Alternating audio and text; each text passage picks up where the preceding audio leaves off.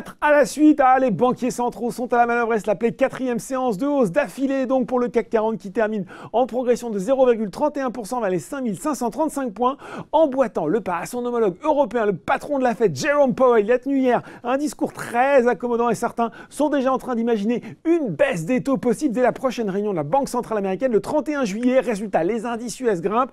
Aussi, le S&P 500 a inscrit un nouveau pic historique. Le Dow Jones est à plus 0,65% vers 17h40 et le Nasdaq à plus 0,59%. Sur le marché français, c'est un tir groupé des valeurs parapétrolières parmi les plus fortes hausses. CGG, Valourec, Technip, FMC, Total, il faut dire que le Brent grimpe de plus de 3% à 64 $ le baril sur fond de baisse surprise des stocks américains hier, d'escalade entre les États-Unis et l'Iran dans le golfe d'Oman alors qu'un drone américain a été abattu et une possible nouvelle réduction de production de l'OPEP. La prochaine réunion de l'organisation aura lieu les 1er et 2 juillet à Vienne. En progression aussi ST Micro alors que responsables chinois et américains doivent reprendre les négociations avant la rencontre de Donald Trump et Xi Jinping au prochain sommet du G20.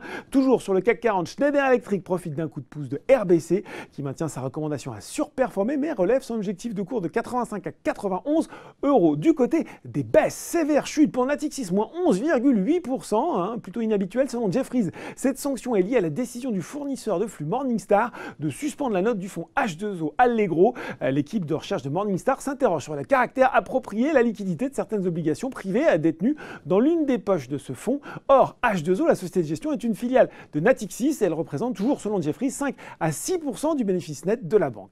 Les autres valeurs bancaires reculent d'ailleurs également à l'image de Crédit Agricole, Lanterne Rouge du CAC 40 ou encore BNP Paribas et Société Générale. Derrière, ça baisse aussi pour Air France, KLM, Casino et EDF. Sur le CAC 40, enfin, MainFirst a lui moins fin de Sodexo, moins 1,34%. Il abaisse sa recommandation de surperformance à neutre sur le groupe de restauration collective en visant 107 €.